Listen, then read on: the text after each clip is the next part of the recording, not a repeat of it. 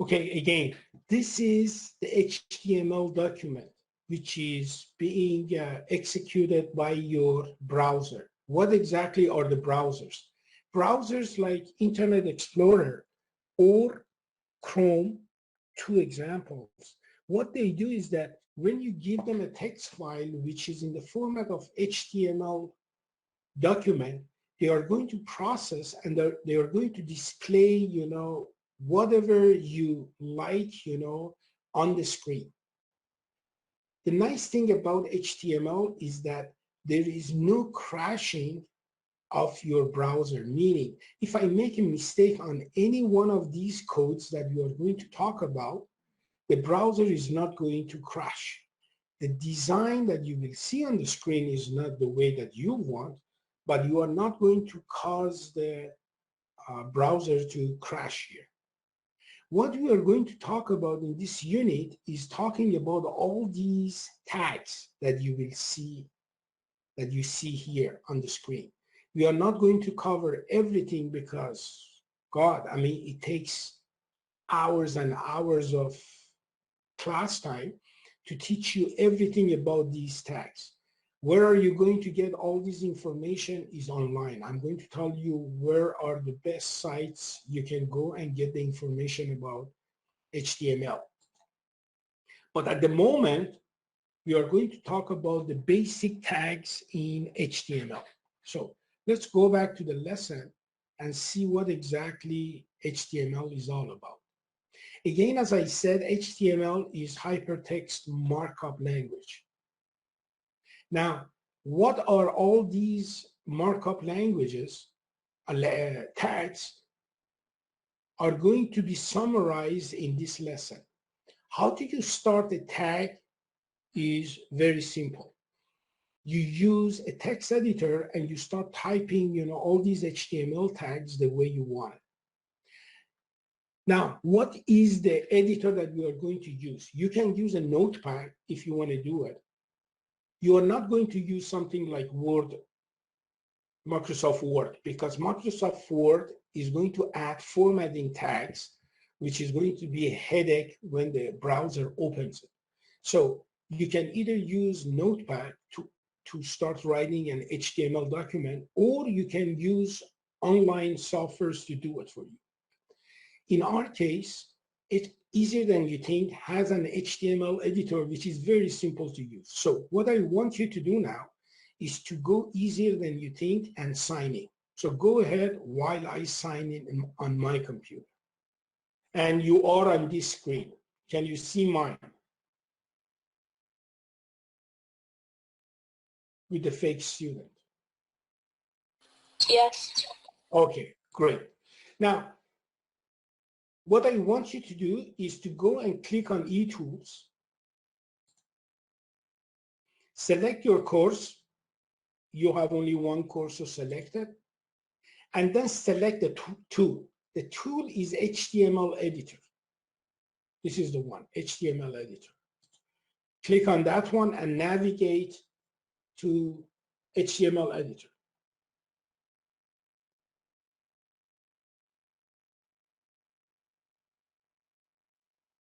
Now, if you see, this is a basic shell of an HTML file. I'm going to go through very basic tags here, and I'm going to explain to you. But first, how do you know that a line in HTML is a tag? If you see this less sign and this greater sign here, symbols, then it means it's a tag. So this means that this guy, the first one, is a tag. The next one, HTML, is a tag. The next one, head, is a tag. The next one, title, is a tag. Script is a tag. Body is a tag, and so forth. Now, every tag, majority of time, you will see an exception here. Every tag has an end tag. For instance, look at HTML tag.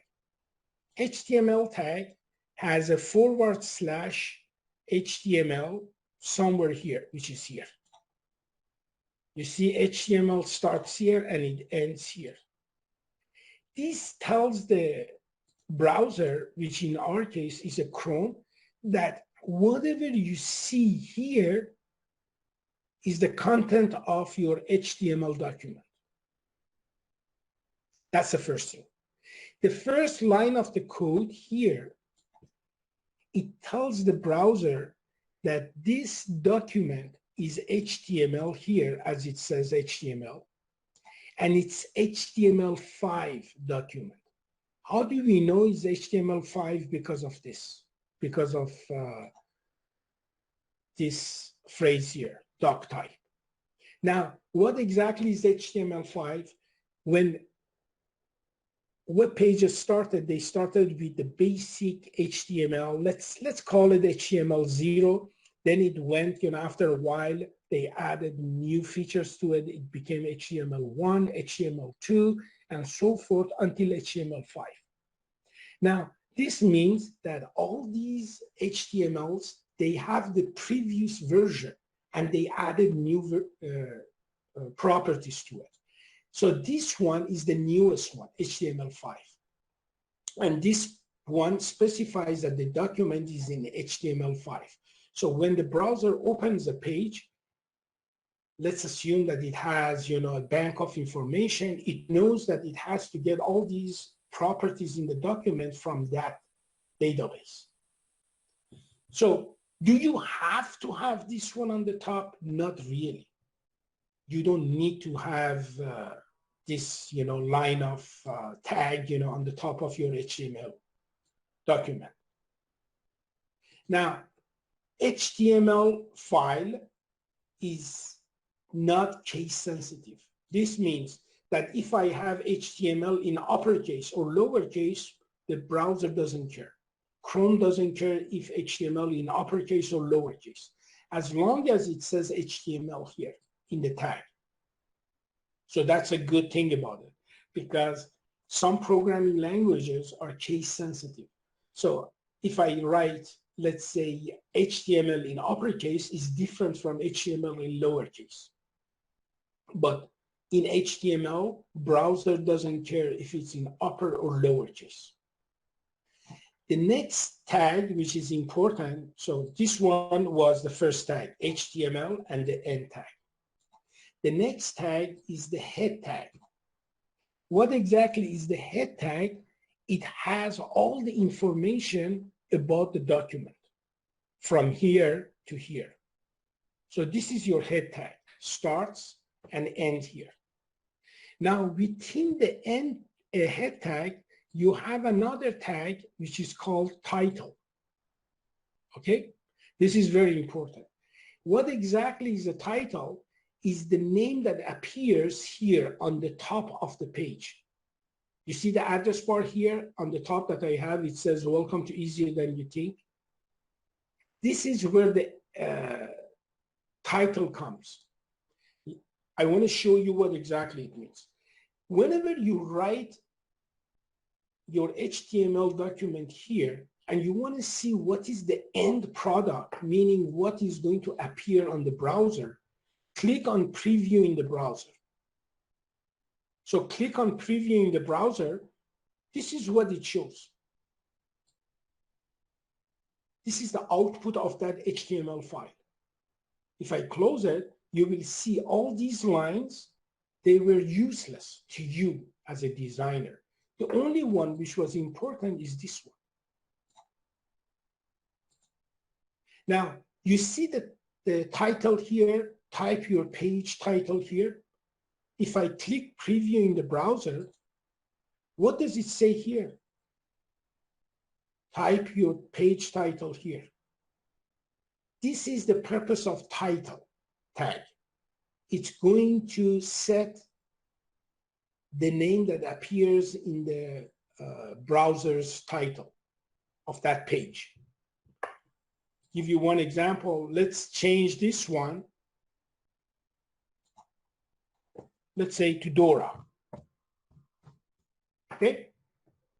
And then I click preview. Look what happened. It became Dora now. So everybody clear about the title?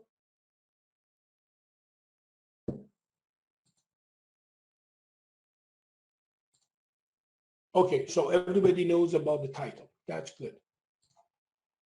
Now, the next thing that I'm going to talk about is this tag, script and script. Very important tag. Let's go back to easier than you think, this page. There are two different types of pages you can write. One page is called dynamic pages, and the other one is called static pages. Static pages are pages that there is no interaction with the user. What I mean by interaction is that you are not going to ask the user for information. The user just looks at the page and just reads. Okay? Let me give you one example of a static page. If I go to here, if I type Mr., let's say, Sheikh, oops. Mr. Sheikh. Let's say this one, okay? This is an example of, let's say, static page. There is no interaction with the user. What you do is that if you want to see, let's say, algorithm and flowchart, you click and then you have, a PDF or something, you just read. There is nothing, that the site is going to ask you to accomplish. It's static. This is just viewing. That's it. But there are pages that we call dynamic, like this page. Or let's say doing your homework. You do your homework, you click on a multiple choice question, you click on submit, and this guy sends the information to the server, and the server processes your answers and returns another page. Now, if you have noticed, if you are correct, you will get the next question. If you are incorrect, it shows you the solution. This is called interactive page. Now, how do you come up with the interactive page? In HTML, whenever you want to make a page interactive, you write the code for it. There are not, any language that you can use, in a web page. There are some special languages that all these browsers uniformly they accept. For instance, JavaScript is one language that majority of the browsers, they accept it. So you can write code in JavaScript to make your page dynamic. Now, how do you write the code in JavaScript? Is that in this script, you see it says type text JavaScript, then you include your code here, JavaScript code. I told you before, as we started the computer programming, that does anybody have any prior knowledge? And some of you said JavaScript. JavaScript was the language I used to teach the students, but it's very, very confusing because JavaScript is a case-sensitive language, meaning that upper and lower case characters are important. And also in JavaScript, you type everything. So if you make a mistake in typing, that's it, the code crashes. And then you have to find, the problem. And that was a headache for me to teach and for students to learn. So that's why we stopped teaching, JavaScript. But if you want to add JavaScript to your code, you add it here in between. So this is about the script tag. Do I have to have it in all my HTML, design? No, I can erase it. I don't care about JavaScript. Now, if I previewed in the browser, look, I did the same thing, nothing happened. So you can go ahead and erase that part. Nothing is going to happen. The part which is very important is the body tag. This is the one that the display is going to change based on the tags you enter here. between body and body. Give you one example, okay? Let's say I put a tag here. We will learn about it later. B and then B. Go ahead and display it on your screen and tell me what will happen to this is where your HTML code is inserted. What is happening to the display now, okay? So if I preview the browser, you see that it's now bold. And the reason that it became bold is because of this HTML tag, B. This means bold. We're going to talk about it later. Okay? Now, while we are on this one, let's say I make a mistake and I type by mistake. I say, okay, to have bold, I type bold here instead of B. Let's see what will happen. If I preview it in the browser, you see nothing happen. It's back to a plain text. This means, again, the browser is not going to crash. Bold is not a correct tag, so it's going to ignore that tag. And it's going to show you the plain text. Now, when we are done with the body one, we close it with the / body. And when we are done with the whole document, HTML, we close it with / HTML. Now, you may ask, oh my God, in a small document like this one, how many tags are there? HTML, head, title, body, bold, and the end tags. Do I have to know all these tags to write or design a web page? If you want to use a text editor, yes, you have to memorize all these tags. But in reality, in practice, when you are a web designer, which is a very, very good career later on, go do a Google search. They don't use a text editor like Notepad or, easier than you think, HTML editor. They use softwares to design web pages. And the way they do it, which I'm going to show you probably tomorrow, is that they are going to have the software to create the code for them. The only thing they do is they design the screen as what you, they call it, what you see is what you get, okay? So they design it on the screen and the software creates the HTML code behind the screen. So they don't need to know anything about these codes. The only time you have to know about the code is that when you want to, let's say, and insert some JavaScript code, then you have to go inside, the code and then insert it and change it, modify it, and do whatever.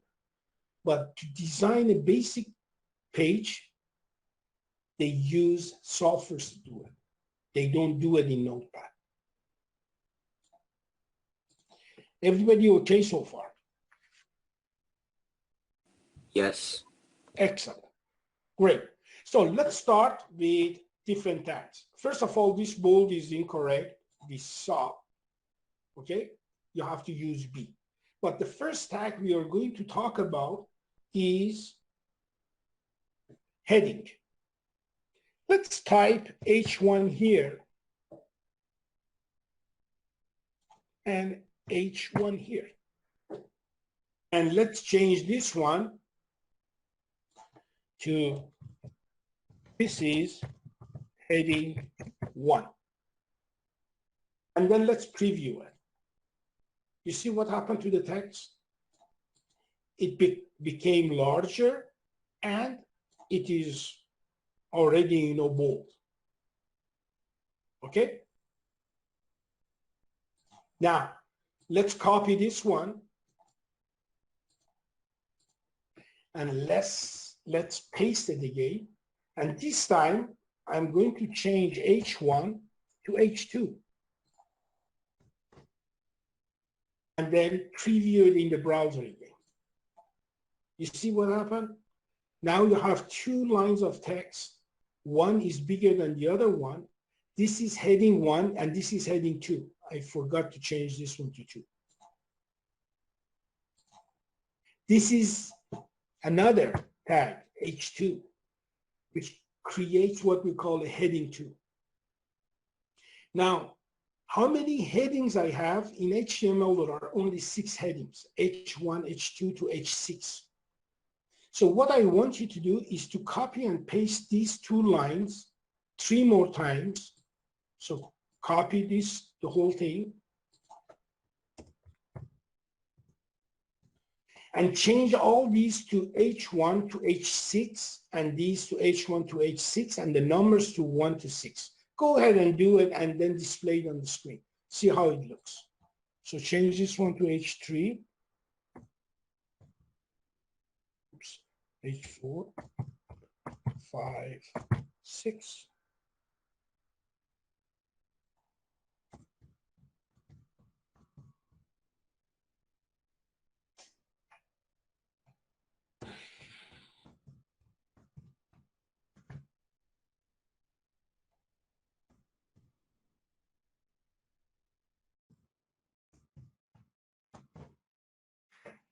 And then display it on the screen.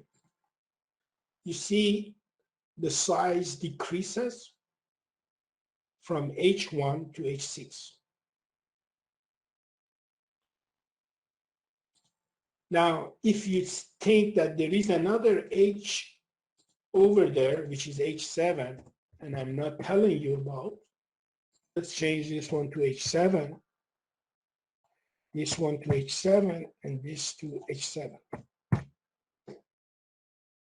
If you go to preview in the browser, you will see these are changing in size, but this one became a plain text.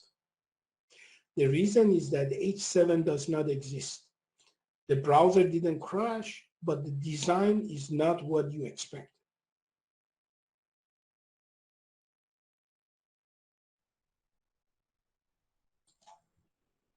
Everybody okay? Yeah. Excellent. Now, so this is the first set of the HTML tags that we learned today. There is another HTML tag. It's called P, stands for paragraph. One thing you have to remember is that, look, I'm entering all these new lines, and let's type something. This is my first webpage. You see all these lines here? Just let's see in the browser what will happen. When you display it on the browser, you will see there is only one line here. But in my design, I have so many lines. This means that the browser ignores enter key. You see all these enters that I have here, next line, next line, next line, but it doesn't show on the final web page, the design here. The reason is that the browser ignores the enter key here. The question is that how can I have all these enter keys displayed on the Chrome or Microsoft Internet Explorer? You have to use a special tag for it. The special tag is BR. And this is one of those exceptions. BR doesn't have an end tag. Okay, so if you want to have a few next lines, let's say I want to have these many next lines, and then the next text, if you go and view it, you will see all these lines here now. So this was the second tag that we learned, BR. BR is going to the next line. By default, the browser is not going to interpret, next line enter key in your HTML document. You have to use a special tag for it, BR.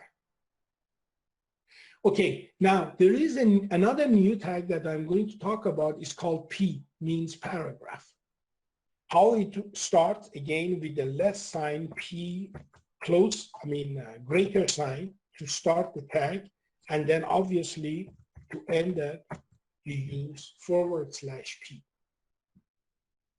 Now, if you look at this HTML in the browser, you will see the same text, but really nothing is changed. We will talk about paragraph later on. So just remember, P is a new tag which is for paragraphs, for a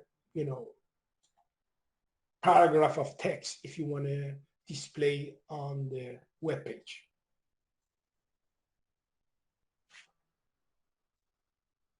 Any questions?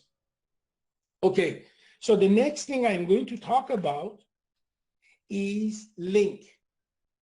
What exactly is a link is this one. For instance, here, when I click and at sign out, it's going to sign me out. This is a link.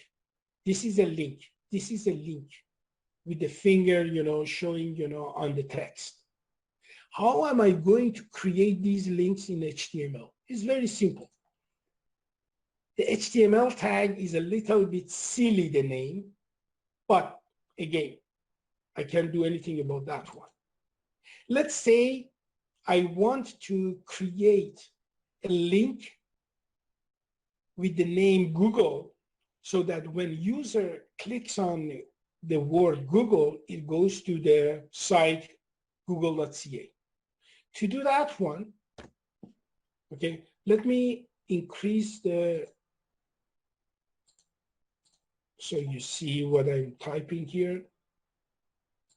Okay, to do that one, you always start with tag A. This stands for hyperlink. Okay? Now, every hyperlink has a destination. For this example is google.ca. So I'm going to write href, stand for the destination, is equal to quotation mark, double quotation mark, double quotation mark. And then close tag. Then the text that I want to appear, it says, let's say Google, and then end tag. So this text appears on the screen and it's going to be underlined. And I want when the user clicks on Google, it goes to Google. But there is nothing about destination here. The destination goes in between double quotation marks. I want to go to google.ca. So I'm going to say HTTP, that's the address, www.google.ca.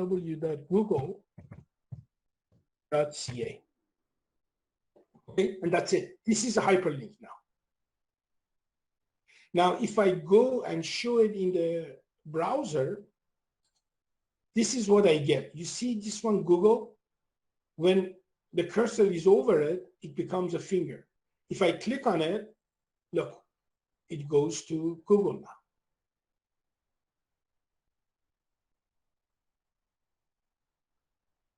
Okay, as an example, I want you to create a link at the bottom of the next line. Let's say copy this one. And this time, instead of Google, I want to be easier than you think.ca.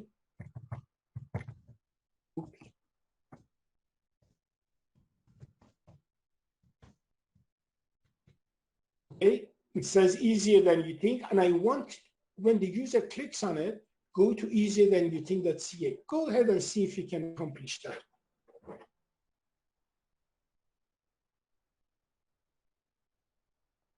Okay, to go to easier than you think in any site, I'm just giving you an example. Sometimes typing all these is a headache.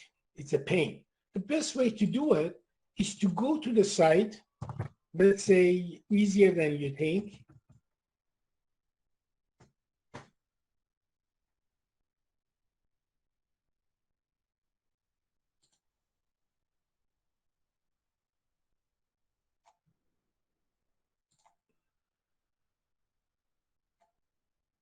And then copy the address, okay? The address, let's say, and then insert it right here.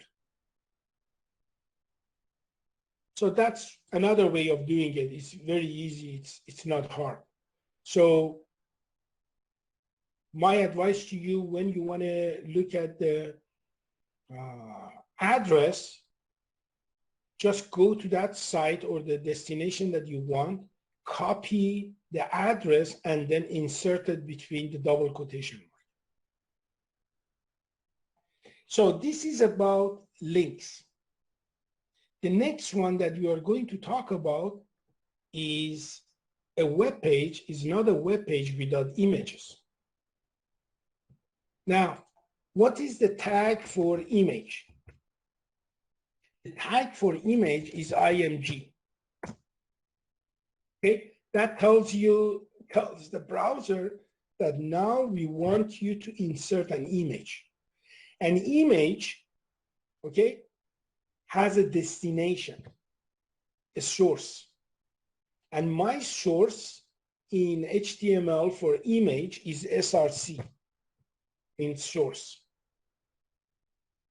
And it again, like link, it goes with equal, double quotation mark, okay, and then close it, and then close it with /img tag. Now, the question is, where does that image located? You have to know the address of the image. Now, as an example, I'm going to use an image which is on easier than you think. So just follow the steps in typing these http www.easierthanyoutthink.ca/html images/car.png. I'm going to explain what exactly this means. So just type this one between the double quotation mark.